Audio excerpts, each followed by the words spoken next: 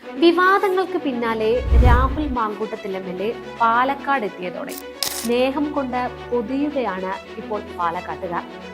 കഴിഞ്ഞ ദിവസം രാഹുൽ മാങ്കൂട്ടം വീട്ടിൽ എത്തിയപ്പോൾ സന്തോഷത്തോടെ വിളിച്ച് ഇരുത്തി ചായയും പലഹാരങ്ങളും നൽകി സ്നേഹത്തോടെ കഴിപ്പിക്കുന്ന ഒരു അമ്മയുടെ വീഡിയോ വൈറലായിരുന്നു. മാത്രമല്ല, ആ അമ്മ തന്റെ മകളെ വിളിച്ച് രാഹുൽ വന്നു എന്നും തന്റെ അടുത്ത ഇരിപ്പുണ്ട് എന്നും പറയുന്നതാണ് ആ വീഡിയോ. എന്റെ മകൻ വന്നിട്ടുണ്ട്.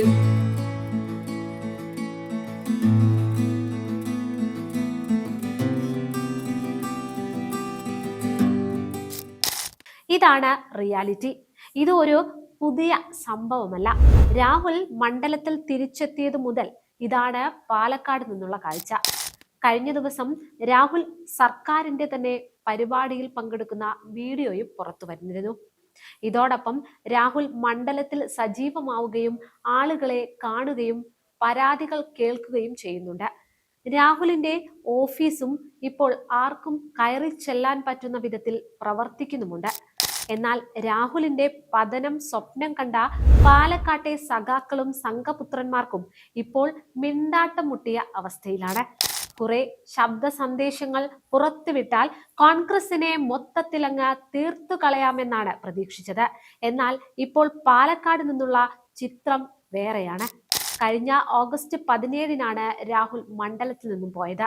പിന്നെ ഓഗസ്റ്റ് 20-നാണ് രാഹുലിനെതിരെ ആരോപണം വന്നത്.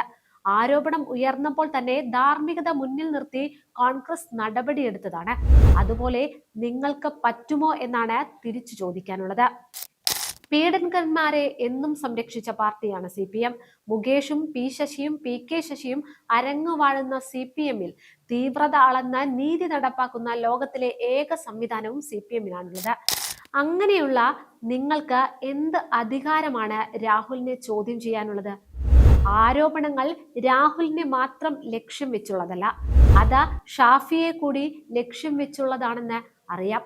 പക്ഷേ ഇതിനൊക്കെ ജനം മറുപടി പറയും.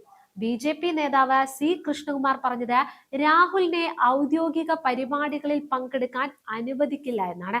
വ്യക്തിപരമായ പരിപാടികൾ പങ്കെടുക്കുന്നതിൽ പ്രശ്നമില്ല, രാഹുലിനെ MLA ഓഫീസിൽ കയറാൻ അനുവദിക്കില്ലെന്നുമൊക്കെയാണ് C കൃഷ്ണകുമാറിന്റെ തിട്ടൂരം. പക്ഷേ കൃഷ്ണകുമാറിന്റെ വാക്കും കേട്ട് മിണ്ടാതിരിക്കുന്ന കുറെ പേർ BJP-യിൽ കാണും. പക്ഷെ ഇത് രാഹുലാണ്. ആ ഉറപ്പുള്ളത് കൊണ്ടാണ് രാഹുൽ പാലക്കാട് എത്തിയതും ജനങ്ങളെ കണ്ടതും. കൃഷ്ണകുമാർ ഓഫീസിൽ പോലും കയറ്റില്ല എന്ന് പറഞ്ഞ രാഹുൽ ഇപ്പോഴും പാലക്കാട് ഓഫീസിലുണ്ട്.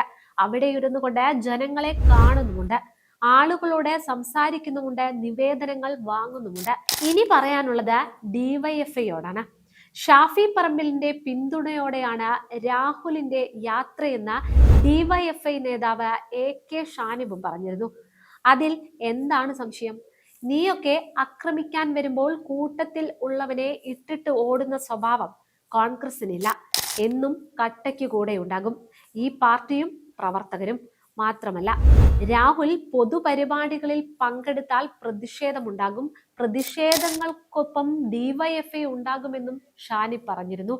എന്നാൽ പാലക്കാട്ടുകാരുടെ രാഹുലിനോടുള്ള സ്നേഹം കണ്ട പിന്മാറിയിരിക്കുകയാണ് സഖാക്കളും.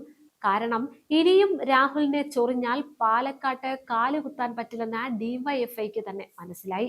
DYFI-യുടെ ചൊരുക്കിന് കാരണം ചാനൽ ചർച്ചകളിൽ പലതവണ ഇവന്മാരെ വാരി ഭിത്തിയിൽ അടിച്ചിട്ടുണ്ട് രാഹുൽ എന്നത് തന്നെയാണ്. അതിന്റെ ചൊറിച്ചിൽ നിനക്കൊക്കെ ഉണ്ടെങ്കിൽ അത് അവിടെ അങ്ങ് ഇരിക്കട്ടെ. അത്തരം ഭീഷണിയൊന്നും ഇവിടെ വില പോവില്ല. അസംബ്ലി തെരഞ്ഞെടുപ്പിനായി ഇനി മാസങ്ങൾ മാത്രമാണ് ബാക്കിയുള്ളത്. അതുകൊണ്ട് തന്നെ CPM-ഉം BJP-യും അതുവരെ വിഷയം കത്തിച്ചു നിർത്താനായിരുന്നു പ്ലാൻ. എന്നാൽ ആ പ്ലാനൊക്കെ അങ്ങ് ഇപ്പോൾ ചുരുട്ടി മടക്കി കെട്ടേണ്ടി വരുന്ന അവസ്ഥയിലാണുള്ളത്. അതിന്റെ ഒരു ചെറിയ ഉദാഹരണമാണ് മുൻപ് കണ്ട ആ വീഡിയോ.